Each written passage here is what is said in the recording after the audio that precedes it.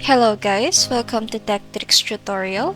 In today's video, I will show you how to make a slow motion video in Capcut. Without further ado, let's get started.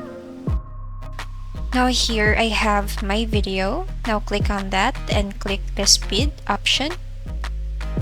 Now click normal and just choose the speed that you want to for your video.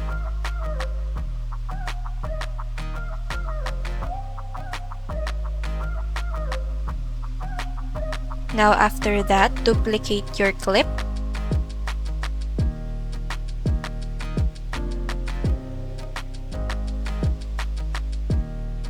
And then select the overlay option.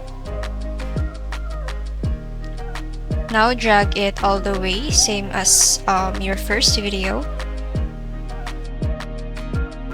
Now what you're going to do is to crop your overlay video for about 0.5 second.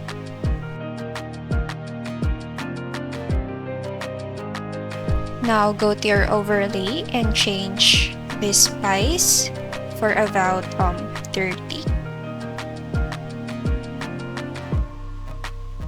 And just click on that, and then that's it. Thank you so much for watching this video. I hope that you learned something. Don't forget to like, comment, share, and subscribe.